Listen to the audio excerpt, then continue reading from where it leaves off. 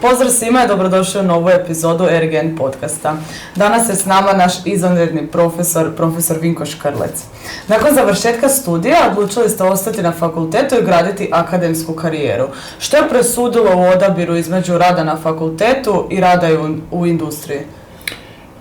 Kod mene to malo dublje seže, odnosno ja sam već kao klinac, ne bi baš smio, nije za maloljetnike, rastavljao petarde tamo negdje 12-13, radio male mini bombice i tu sam već osjetio nekakvu želju za eksplozivima, to je ono što je prvenstveno, zato sam i upisao RGN kao takav.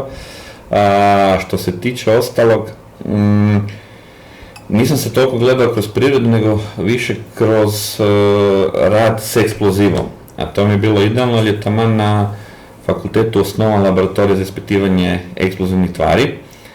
I moram priznati, ja sam prva generacija koja je imala laboratorijske vježbe kao student u tom laboratoriju. Prva sam generacija profesoru Dobriloviću kao mladom asistentu tada. I vrlo brzo smo kliknuli se dolje, on je, ne samo on, nego i profesor, su osjetili tu nekakvu želju za radom s eksplozivom kod mene, vrlo brzo smo kliknuli i vrlo brzo su me pozvali, odnosno postao sam demonstrator, pa su me pozvali da idem na terene sa njima. Pa sam odmah imao i dotice sa stručnim radom i skupljanjem iskustva, znači već kao student, i moram priznat, nije za pohvalu, ali oduljio sam svoje apsolventsko na vrijeme trajanja koliko mi traje sam studij. Znači još dodatno 4 godine, jer išao sam po terenu, skupio sam iskustvo, tad je bila zabrana zapošljavanja u javnim službama, pa se nisam žurio. Zarađivao sam tu isto, su me plaćali pošteno, ali ono što je najbitnije, skupljao sam iskustvo. A tad je bila aktualna cestogradnja, odnosno autoput prema Splitu, i bilo je terena, evo mogu reći 3 do 5 dana tjedno mi smo bili na terenu. Što se tiče tunela, što se tiče same trase, što se tiče i ostalih posla, od nekakvih kamenoloma, mjerenja seizmike tu, zaštite recimo nekakvih hidrotehničkih tunela gdje je cesta prolazila blizu, ili iskopa tunela u blizini naftovoda. Znači uvijek je bilo nešto novo, nešto interesantno, i s te strane opet prevladala jedna crta prema nečemu znanstvenom, jer nas kao minere su zvali za riješiti probleme koje oni sami nisu znali riješiti.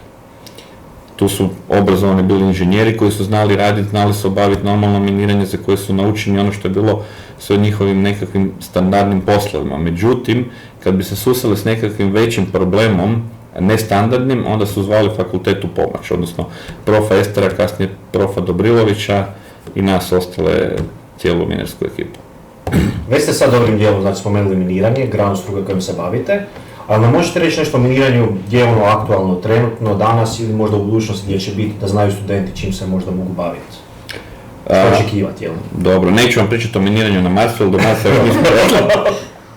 Ali, danas praktički većina, ne mogu reći svako, ali većina eksploatacijskih polja uključuje miniranje. Zašto? Zato što treba jednostavno izvaditi nekakvu mineralnu sirovinu koja je dovoljno dosta tvrda, čvrsta, a miniranje je kao tako jedan od najisplativijih i najjeftinijih oblika energije, da ne kažem i najčišćih, jer praktično sve sagori doslovno,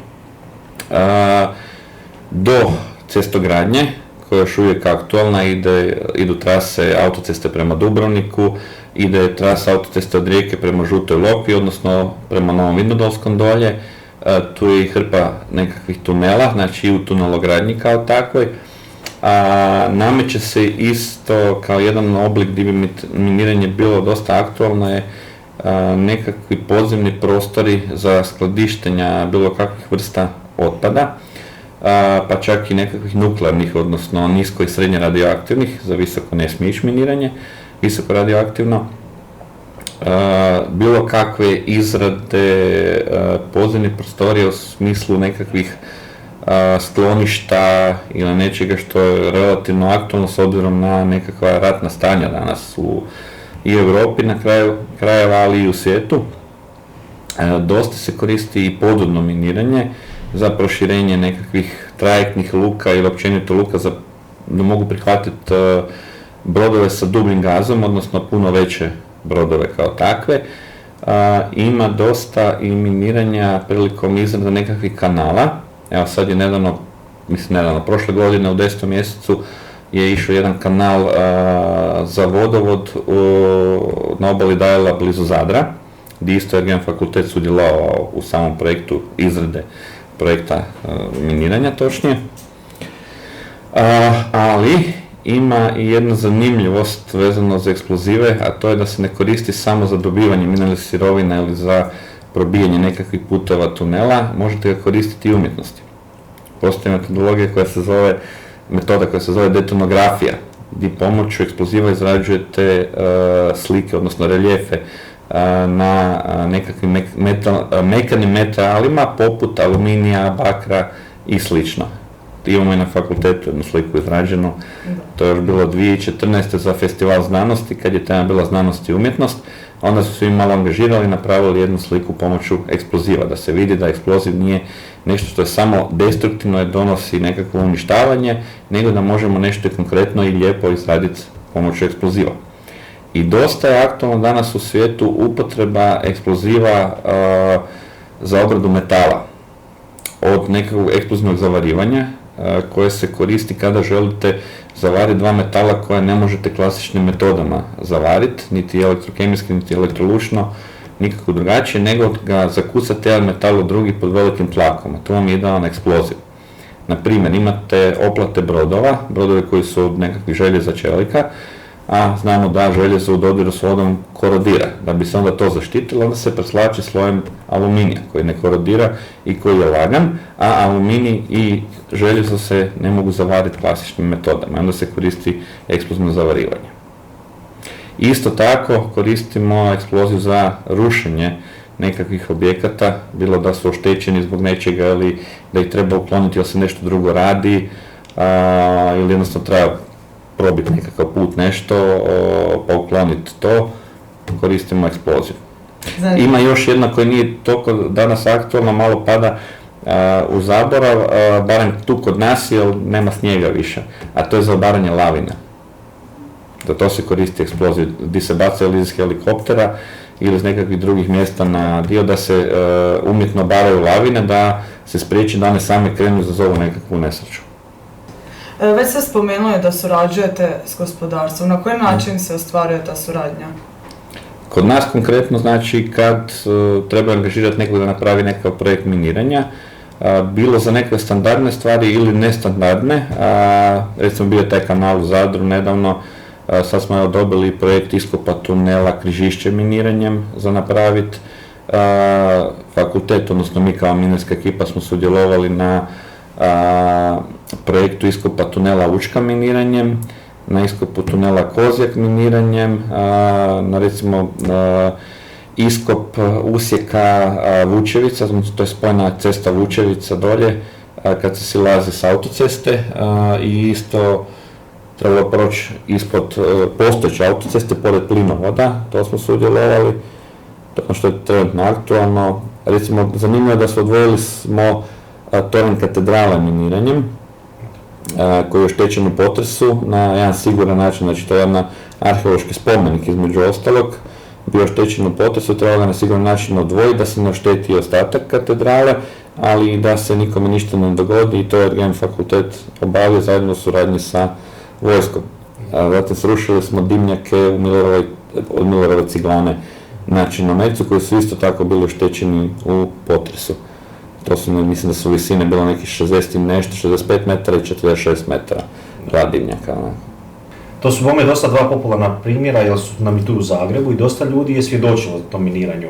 Ne. A da vas pitam, je se sjećate vi svog prvog miniranja i kako ste se osjećali? Kako je to miniranje izgledalo? I možda neku usporedbu sa sad? Sjećam se svakog miniranja. Svakog poziva.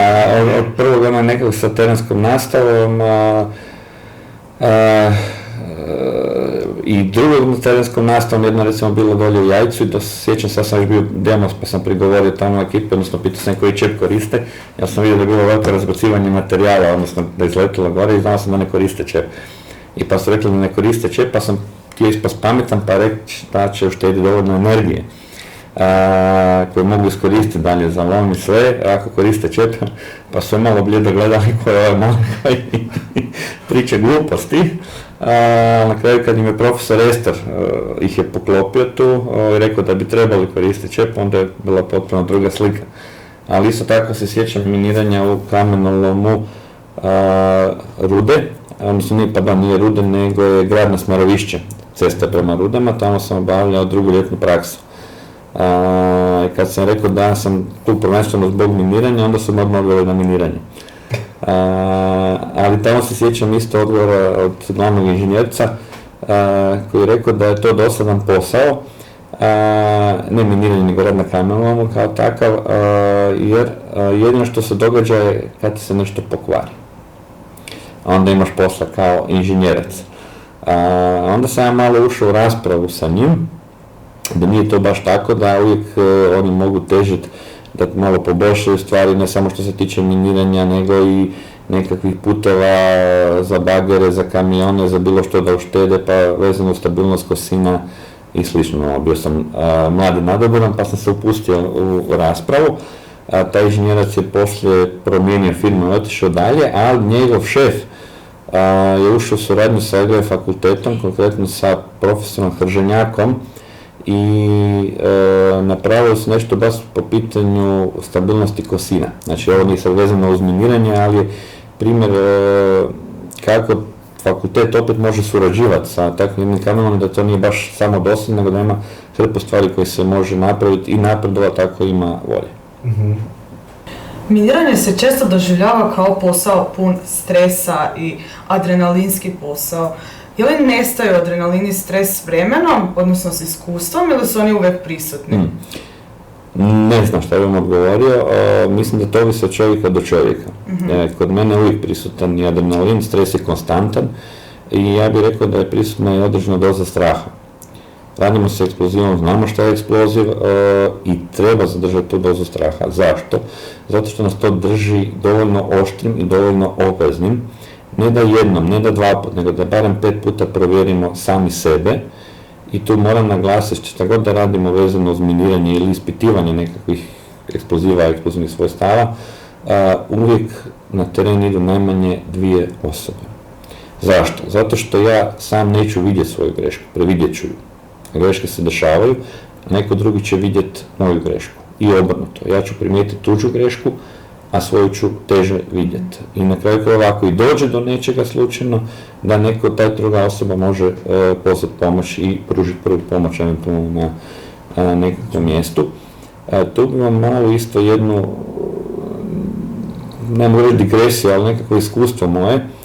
Znači isto mlad nadoban po hrpi terena, već sam službeno zaposlen, imamo hrpu miniranja, tu je stari profesor koji ima 40 godina iskustva sa miniranjem na tlu cijele bivše Jugoslavije, ali i međunarodno tipa miniranje za Asonsku branu. Tu je Mario Dobrilović isto sa hrpom iskustva zajedno s profom i gledam, imamo konkretno miniranje na Visu za građanski iskop građanske jame za izradu nove vile potpuno i Mario je bio potpuno pod stresom, nije mogao jesti cijeli dan, meni nije bilo jasno, pa rekao pa kako, pa znaš svoj posao, mislim, gdje je problem, ali on bio odgovoran, ja nisam. Ali za 2 tjedna šalju kolegu Bohaneka i mene da dovršimo posao i bome, ja sam bio ulazio od Marija i meni je bilo na isti način, nisam mogao cijeli dan ništa jesti, cijelo vrijeme je bilo muka dok sve nije prošlo, dok nismo odradili miniranje, onda kad smo sjeli, kad smo se otpustili, onda je druga priča opet. Lakše se diše. Sad ste nam opisali znači taj dio samo što uključuje, da uključuje miniranje sam stres. A što uključuje neka priprema prije miniranja? Da li tu ima koji dio planiranja, koji dio provedbe, kontrola nad ljudima? Ima svega. Ima svega. Jedna od najbitnijih stvari kad se izvodi miniranje bilo gdje, ne samo kamenolom, tipa građevinski iskop negdje u gradu kad se nešto miče ili rušenje ili i autocesta, bilo šta. Najbitnija stvar je obavijestiti ljude okolo.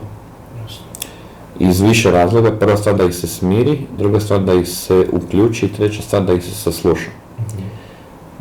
Ne jedno smo doživjeli da neko nije obavijestio ljude pa je nastao problem, bilo svega svačega, vikanja, deranja, čak i tužbi. Imam jednu isto priču, to je bilo jesen 2009. Znači to je Kamenolom-Fužinski Benkovac dolje, radi godinama i sad su odjednom nas zvali da su ih tužili iz Rijeke, odnosno jedan političar, jer on tamo ima vikendicu i bilo je miniranje, nam je sve oštećeno. I došli smo, kolega Pećina i ja, dolje na miniranje, sve je prošlo kako treba, stavili smo instrumente, izmjerili smo seizmiku, popričali smo s ljudima i onda je ispalo, taj čovjek je imao nekakvu zabavu, malo si je popio i kad je bilo miniranje to je izgledalo puno žešće. A sad kad je bio sa nama direktno na miniranju, poslije smo išli na ručak, sve divno opušteno, na kraju smo završili kod njega u toj kleti, nije nam se dao maknuti dok ne probamo ne znam koliko vrsti vina. Povukao je tužbu, evo Kamenolom danas radi normalno. Yes. Samo nezgodan trenutak bilo miniranje i to. Potrefilo se baš, je. Koje osobine i vještine smatrate ključnima za rudara koji se danas bavi miniranjem? Razmišljanje. Ništa ne uzima zdravo za gotovo i ne postati presiguran u sebe. Čim postaneš presiguran počneš raditi greške. Znači treba uvijek biti određena doza straha s te strane. Što se tiče nekakvih drugih stvari, moraš imati inženjerski mozak. Znači, imaš problem, trebaš ga riješiti, ne ga gledati uvijek samo iz istog kuta, pogledaj sa svih živih mogućih strana kojima možeš. Imaš činjenice, tu su ti fizika, kemija, matematika, upotrijebi, vrti, izokreći kako god ti drago, samo da se dođe do konkretnog rješenja, znači da se obavi posao, a da niko ne strada, da se nikome ništa ne desi, da se ne napravi nikakva materijalna šteta. I sada se samo nastaje na tu priču, malo smo gledali podatke o miniranjima i analize nesreće često pokazuju da uzrok nesreće nije zapravo eksploziv, nego neki ljudski faktor. Kako vi gledate na tu tvrdnju? Mislim, imate iskustva na terenu, pa zato najbolje znate taj dio. Po mojom nekom iskustvu, u 90% slučajeva je ljudski faktor taj koji odigra i to opet dolazimo do ovog, ljudi postanu presigurni ono što rade. Rade nešto 20-30 godina, misle da sve znaju, opuste se i onda se dešavaju greške. I to ne jednom, vidio sam ljude koji su puno iskusniji od mene, gdje rade upravo takve nekakve banalne greške, za ne povjerovati, ali sve to dolazi upravo zbog samog opuštanja.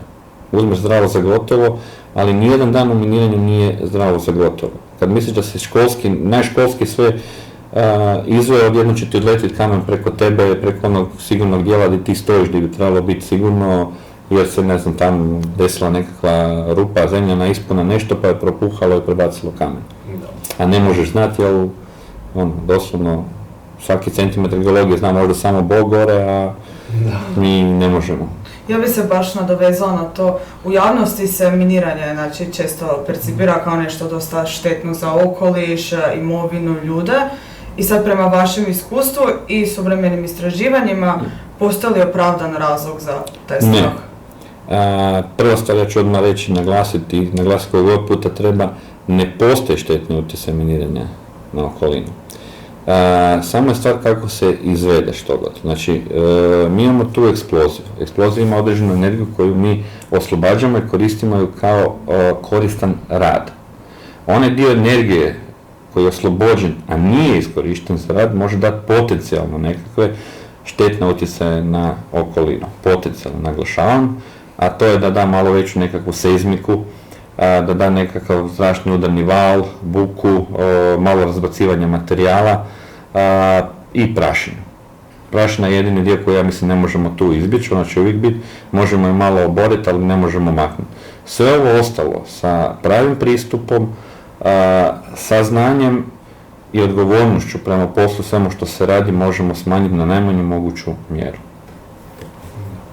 I to je na kraju krajeva najjeftinija i najsigurnija energija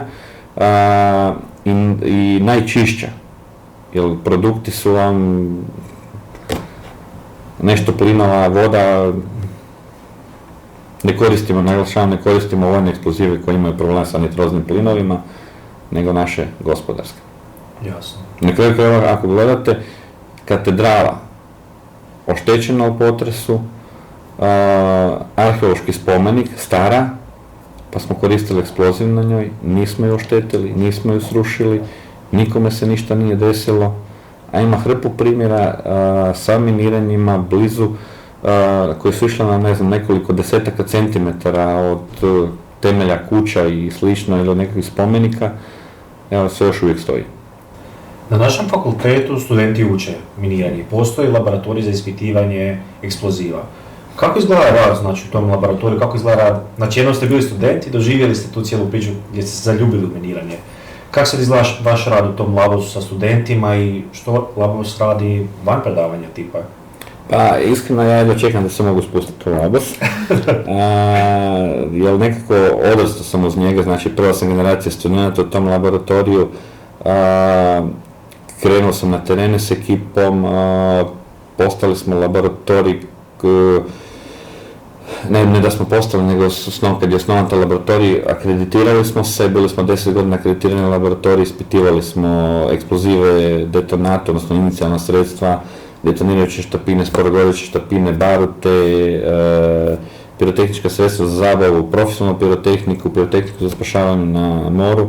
Imali smo u jednom trenutku 37 akreditiranih metoda za sve to i bilo je jako puno posla, no ulaskom u Europsku uniju, kad se prizna C znak, više nije trebalo ispitivati toliko i tu smo odustali od akreditacije, jer jednostavno bilo preskupo održavati samu akreditaciju.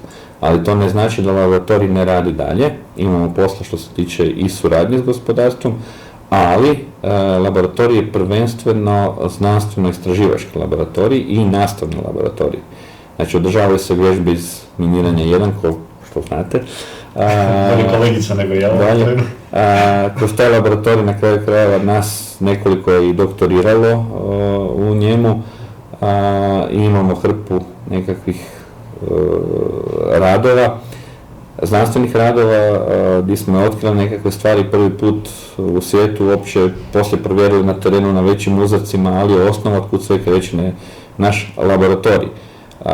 Gdje kad nešto smisliš, probaš, vidiš radi, ne radi, pa probaš na većim uzorcima na poligonu, jer to veće uzorke ne možemo tu pucati, ali manje možemo uvijek.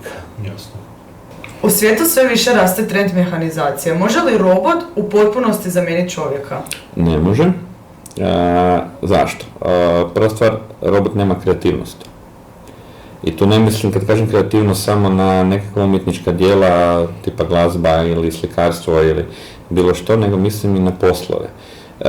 Vrlo često kad se susretnemo s nekakvim problemom treba biti kreativan. Znači, ne uzeti samo postojeće metode i postojeće znanje, treba malo izaći izvan okvira i probati naći nekako drugačije rješenje. Sagledati iz drugih kuteva, ne samo jednog, i odmaknuti od svega toga, promišljati na jedan potpuno drugačiji način, ponovo se vratiti problemu i onda ga rješavati. Da bi se to moglo, trebaš biti kreativan. Kad pričamo o robotima, oni su samo, kad gledamo naše razmišljanja, skup algoritama, ili je ili nešto nije. I tako se vrte. Oni mogu izvrtiti hrpu činjenica, ali oni moraju imati tu činjenicu. Ali kako ćemo napredovati, kako ćemo nešto novo? Može li robot smisliti nešto novo?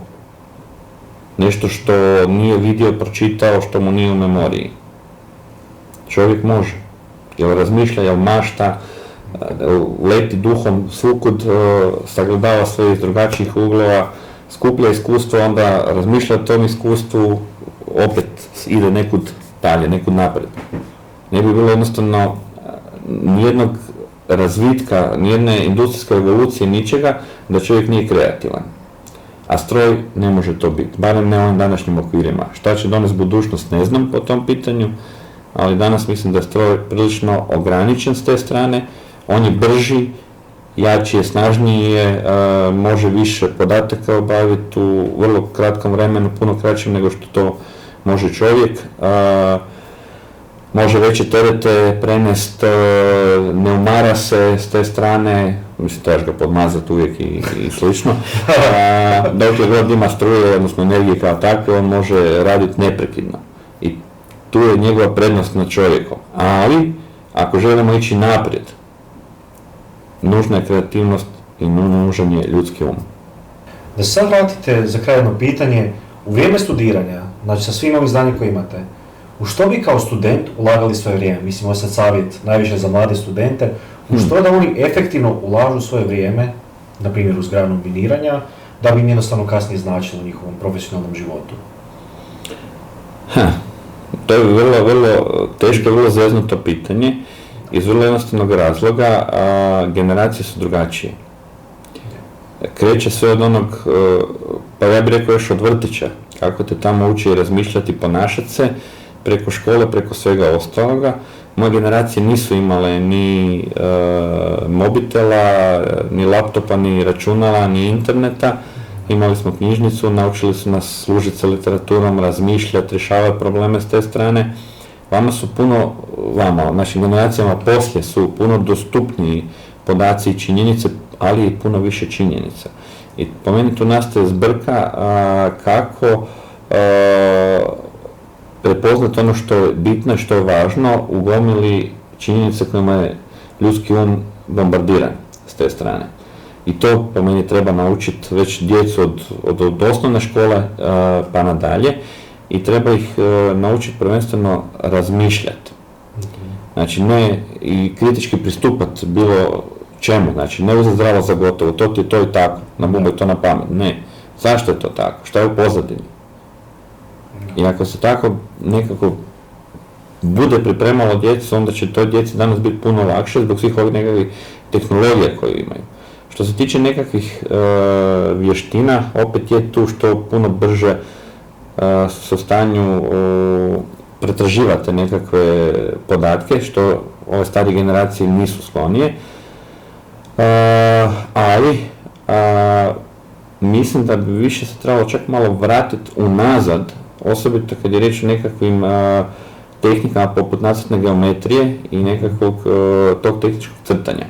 Zašto? Zato što kroz to tehničko crtanje i radi rukom i svemu i prisiljavanje mozga da zna šta radi, će ljudi mogu shvatiti kako nešto funkcionira, kako neka uređaj ili nešto funkcionira. Na kraju krajeva će možda na terenu vrlo brzo nešto skicirati i to poslije prenesti. Tu nikakav alat, tipa AutoCAD, to nama je to alat pod dobro jutro, koristimo ga svakodnevno, to ne može zamijeniti. Jer ti si nešto moraš predočiti, nešto moraš rukom napraviti, jer ruka ti slijedi ono što ti mozak govori jednostavno. Treba jako puno obratiti po meni pozornosti na još dvije stvari. Jedna je fizika, sve na osnovne fizikalne zakone, ali to je doslovno osnova od koje sve kreće. I druga stvar je matematika, ali ne ona matematika, evo ti hrpa zadataka, evo ti Demidovića riješi, ne, primijenjena matematika. Znati šta tebi pojedini broj znači, šta ti pojedina formula znači, evo ti hrpa podataka, napravi nekakav graf iz nje i onda mi izvedi zakonito stvarno, ali znaj šta je unutra, šta. Kad ti možeš prepoznati šta tebi taj graf kad povežeš nekakve podatke daje. Evo za kraj, neki savjet na koji način bi se studenti mogli više uključiti da rade na miniranju? Pa ovako, prvo stvar tu su uvijek diplomski završni radovi i tu odmah moram naglasiti da mi imamo dosta studenta koji kod nas se javljaju i izrađuju i završne diplomske radove, ali tu su i radovi za nekakvu rektorovu nagradu, ne nekakvu, nego rektorovu konkretno, gdje je bilo. Evo mogu vam jedan primjer napraviti što smo mi napravili, na kraju je to rezultiralo radno za rektorovu sa jednim diplomskim i 2 završna rada, ako se ne varam. Jedne godine smo vam sazidali 6 dimnjaka na poligonu u Ljubeščici. 3 dimnjaka su bile od betonskih cijevi, a 3 dimnjaka smo od cigle pune napravili i onda smo ih išli srušiti. I onda smo ispitivali, gledali nekakve stvari, odnosno mijenjali smo šta se može napraviti, da to možemo, odnosno da mi sami možemo unaprijediti nekakve metode rušenja objekata. Profesore, hvala vam puno što ste s nama podijelili svoje znanje i iskustvo, a vi, dragi gledatelji, ostanite s nama i u idućoj epizodi.